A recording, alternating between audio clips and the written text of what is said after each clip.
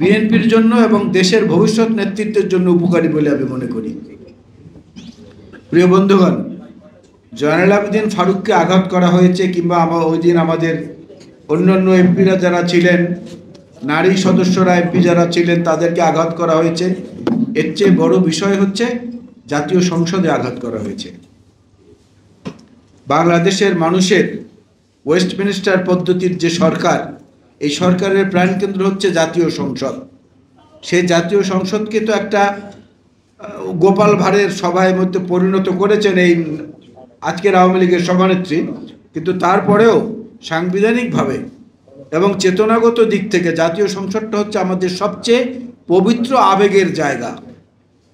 সেই জায়গাটাকে কিন্তু কলঙ্কিত করা হয়েছে, কারণ এর আগেও এ ধরনের ঘটনা ঘটেনি, এর পরেও আর এ ধরনের ঘটনা আজ পর্যন্ত ঘটেনি। এবং তার চেয়ে দুঃখজনক বিষয় হচ্ছে সেই পুলিশ কর্মকর্তাদের তো কোনো বিচার হয়নি। জয়নুল আবেদিন ফারুকের পক্ষ থেকে যে মামলা দেওয়া হয়েছিল, সেই মামলায় চূড়ান্ত রিপোর্ট দেওয়া হয়েছে, ফাইনাল রিপোর্ট যেটাকে বলে। কিন্তু ফারুকের বিরুদ্ধে পুলিশ যে মামলা করেছে, সেই মামলায় আবার অভিযোগপত্র দাখিল করা হয়েছে। তার মানে কি, সমস্ত জিনিসগুলোকে যদি আমরা একত্র করি তাহলে সমীকরণটা দাঁড়ালো এই যে ওটা শেখ হাসিনা এবং মখা আলমগীরের কৃতিত্ব ছিল। আপনাদের মনে আছে মখা আলমগীর তখন স্বরাষ্ট্রমন্ত্রী।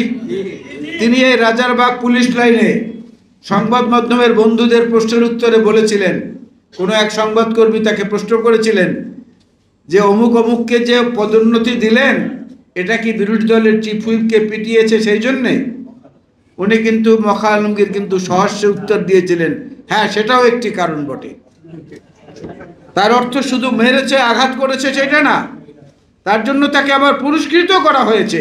কত জঘন্য, জঙ্গলি এবং নোংরা প্রতিহিংসা পরায়ণ মানসিকতার সরকারের রাজত্বে আমরা আজকে বাস করছি। সুতরাং আমি মনে করি যে এইখানে যে প্রতিবাদ, এই প্রতিবাদগুলোকে জাতীয় পর্যায়ে নেওয়ার জন্যে আমাদের কিছু তৎপরতা থাকা উচিত। যেমন দেশনেত্রী বেগম খালেদা জিয়াকে যেদিন তার 42 বছরের বাসভূমি স্বামী এবং সন্তানদের নিয়ে থাকা মন্ডল রোডের বাসা থেকে উৎখাত করা হলো, সেই দিনটাকে বিএনপি কেন যেন ভুলে গেছে। বিএনপি কেন যেন ভুলে গেছে মালিবাগ মোড়ের সেই দুঃখজনক নির্মম হত্যাকাণ্ডের কথা, যেদিন 5 জন মানুষ ওখানে নিহত হয়েছিলেন, আমাদের মহিলা দলের এক কর্মী সহ, যুব দলের জসিম সহ মোট 4 জন, পরবর্তীতে একজন নারী নেত্রী, এবং আমাদের অনেকের শরীরের মধ্যে এখনো সেই বুলেট আমরা বয়ে বেড়াচ্ছি। বিএনপির অনেক কিছু আরো পালন করা উচিত, যেগুলো আমরা আসলে সেইভাবে করছি না। কিন্তু এইটা যদি আওয়ামী লীগ হতো তাহলে প্রতি ক্ষণে ক্ষণে মানুষকে মনে করিয়ে দিত। আজকে যে শিক্ষকদের প্রত্যয় স্কিম বিরোধী আন্দোলন চলছে, আজকে যে শিক্ষার্থীদের কোটা প্রথা বিরোধী আন্দোলন চলছে, অত্যন্ত সুচিন্তিতভাবে এই জিনিসগুলোকে পর্যবেক্ষণ করে তারপরেই আমাদের এই ব্যাপারে সিদ্ধান্ত নেওয়া উচিত বলে আমি মনে করি। কারণ এই সরকার সবসময় দেখবেন, হঠাৎ করে কি হলো, রাসেল ভাইপার এলো, রাসেল ভাইপার চলে গেল, এলো কে বেনজির, এলো কে আজিজ, চলে গেল বেনজির আজিজ, এরপরে কে এলো মতিউরের আগে এলো ছাগল।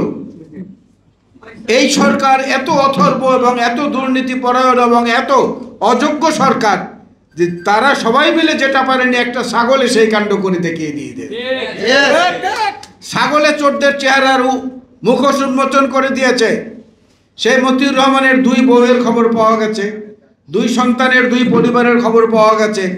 গতকালকে থেকে আবার সংবাদ মাধ্যমে সাহসী কর্মীদের লেখার কারণে আমরা দেখছি তার একটা পরকীয়া প্রেমিকাও আছে, তার নামে অনেক সম্পত্তি আছে।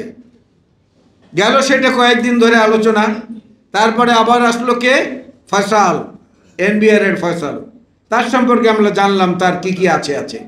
ফয়সাল যেতে না যেতেই আবার আরেকজন এলো, তার নাম কি, শামসুদ্দোহা, একসময় পুলিশের অতিরিক্ত আইজিপি ছিল এবং অন্য কি একটা আরো দায়িত্ব পালন করেছেন। হ্যাঁ, তার সম্পর্কে আমরা জানলাম, সেইটা চলে গেল। এখন নতুন আরেকটা পর্ব এসে হাজির হয়েছে। আর এইদিকে আবার তৈরি করেছে 2টো নতুন জিনিস, একটা হচ্ছে কোটা বিরোধী একটা রায়ের মধ্য দিয়ে উস্কানি দিয়ে মাঠে নামিয়ে দেওয়া হলো, আর একটা হলো প্রত্যয় স্কিমে জোর করে ঢুকিয়ে দেওয়ার ব্যবস্থা করে শিক্ষক সমাজকে বিক্ষুব্ধ করা হলো। এগুলো হচ্ছে শ্রেণী লাভের ব্যাপার, ক্লাস স্ট্রাগল যাকে বলে রাজনৈতিক ভাষায়। এদের সঙ্গে সরকার বসে যদি এদেরকে কিছুটা ছাড় দেয়, এই আন্দোলন কিন্তু থেমে যাবে। এই বাস্তবতাটা বুঝে আমাদের অগ্রসর হওয়া আমার মনে হয় ভালো। আর মখা আলমগীরের বিচারের জন্য আমাদের দাবি তোলা উচিত। জয়নুল আবদিন ফারুকের গায়ে যারা হাত তুলেছে তাদেরকে, জাতীয় সংসদকে যারা অপবিত্র করেছে তাদেরকে, এবং এই মখা আলমগীরই প্রথম বাংলাদেশের পুলিশ বাহিনীতে এই পদ্ধতি চালু করেছিল যে গুলি খরচ করলে সেই গুলির কোনো হিসাব দিতে হবে না। তখন আপনাদের মনে আছে যে গলির মধ্যে দাঁড়িয়ে স্লোগান দিলেও পুলিশ বুলেট দিয়ে সেটার উত্তর দিত। এখন এই বর্তমানেও আমাদের ছাত্র দলের পদবিহীন ছেলেপেলেদেরকে প্রতিদিন গ্রেফতার করা হচ্ছে, 2-3 দিন পরে স্বীকার করা হচ্ছে, তারপরে হঠাৎ করে আবার তাদেরকে থানায় দিয়ে দেয়া হচ্ছে। এই জিনিসগুলো আসলে হচ্ছেটা কি? রাজনৈতিকভাবে পুরো বিষয়টাকে একটা মূল্যায়ন, এবং সেই মূল্যায়নের উপর ভিত্তি করে আমাদের একটা নতুন পথরেখা তৈরি করা দরকার বলে আমি মনে করি। আমি কথাগুলো আপনাদেরকে উদ্দেশ্য করে যতটা না বলছি, তার চেয়ে বেশি উদ্দেশ্য করে বলছি আজকের অনুষ্ঠানের প্রধান অতিথিকে উপলক্ষ করে।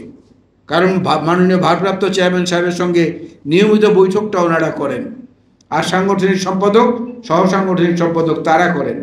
আমাদের সঙ্গে ওনার কথা বলার সুযোগ এই তুলনামূলকভাবে এনাদের চেয়ে কম। সেখানে জিনিসগুলোকে মূল্যায়ন করে একটা নতুন পথরেখা তৈরি করা উচিত। যেমন এই সরকারের বিরুদ্ধে একটা সর্বাত্মক লড়াইয়ের যে প্রস্তুতি, সে প্রস্তুতির জন্য অনেকগুলো বিষয় রয়েছে। এখানে অনেকগুলো বিষয় রয়েছে। অগ্রবর্তী দল থাকতে হবে, আর্টিলারি থাকতে হবে, ইঞ্জিনিয়ারিং কোর থাকতে হবে, ফুড সাপ্লায়ার কোর্স থাকতে হবে, মেডিকেল টিম থাকতে হবে, সব কিছু মিলিয়ে। কারণ একটা পূর্ণাঙ্গ লড়াই ছাড়া এই সরকারকে হটানো যাবে না। এই সরকার এত চতুর, এত ধূর্ত, এত বড় বড় চোরের সমাবেশ এখানে ঘটেছে যে এদেরকে সরানোর জন্য খুব সুচিন্তিত একটা পরিকল্পনার মধ্য দিয়ে এগুতে হবে, যাতে 28 অক্টোবরের পরবর্তীতে আমরা যেমন কিংকর্তব্য বিভোর হয়ে গিয়েছিলাম সেরকমটা যেন ভবিষ্যতে আমরা না হই। কারণ এরা দেখেন কত চমৎকারভাবে সমস্ত চোররা কিন্তু আজকে একত্রিত হয়েছে। একসময় আমরা গান শুনেছি না, আমরা সবাই রাজা আমাদের এই রাজার রাজত্বে। এখন যে গান যিনি লিখেছিলেন, উনি যদি আজকে জীবিত থাকতেন তাহলে উনি হয়তো লিখতেন, ওরা সবাই রাজা আওয়ামী লীগের চোরের রাজত্বে, নইলে মোরা চোরের সঙ্গে থাকবো কি সত্ত্বে। লাইনে পরিবর্তন করে নিতেন। সুতরাং এরা শক্তিশালী, এরা সিন্ডিকেটেড, এরা বেশিরভাগ সময় অভিনয় করে, সমস্যা কৃত্রিমভাবে তৈরি করে, আবার সেই সমস্যা সমাধান করে কৃতিত্ব নিতে চায়। পদ্মা সেতুর উদ্বোধন করেছে, কালকেও গালিগালাজ করেছে যারা আমরা সমালোচনা করি তাদেরকে। আমার প্রশ্ন হচ্ছে যে আওয়ামী লীগ সভানেত্রী যে কথা বলেছেন, সেই কথার উত্তর অত্যন্ত স্পষ্ট। কারো বাবার টাকায় কিংবা কারো পরিবারের টাকায় পদ্মা সেতু হয় নাই। এই রাস্তার পাশে যে ভিক্ষুক, অন্ধ, পঙ্গু, বিকলাঙ্গ যে ভিক্ষুক, তারও অবদান রয়েছে পদ্মা সেতুতে। সারাদিন ভিক্ষা করে সে যদি 500 টাকা পায়, 500 টাকা দিয়ে যখন দিন শেষে দোকানে যায় জিনিসপত্র কেনার জন্য, তখন তার কাছ থেকে ভ্যাট কেটে নেওয়া হয়। সেই ভ্যাট ওইখানে যোগ হয়েছে, সেই টাকা দিয়ে পদ্মা সেতু করা হয়েছে। আমরা সারচার্জ দিয়েছি এখানে, প্রত্যেকে যারা বিদ্যুৎ বিলের সঙ্গে বহুবার এখান থেকে আমাদের জন্য টাকা নেওয়া হয়েছে, পানির বিলের সঙ্গে আমাদের কাছ থেকে টাকা নেওয়া হয়েছে, অতিরিক্ত টাকা। সেই টাকা দিয়ে পদ্মা সেতু হয়েছে। এটা গোপালগঞ্জের ওখান থেকে সিন্দুক তুলে এনে সেই টাকায় করা হয় নাই। সুতরাং বড় বড় কথা সংযতভাবে বলা উচিত, চিন্তা করে বলা উচিত। প্রতিটি কথার উত্তর আছে, প্রতিটি কথার উত্তর এখন আছে, আর প্রতিটি কুকর্মের বিচারও সামনে আছে ইনশাল্লাহ। প্রতিটি ঘটনার বিচার হবে, প্রত্যেকটি ঘটনার কার কতটুকু দায় সেই পরিমাণে ন্যায় বিচার করার চেষ্টা থাকবে আমাদের, বিএনপি যদি কখনো দেশ পরিচালনার দায়িত্ব পায়।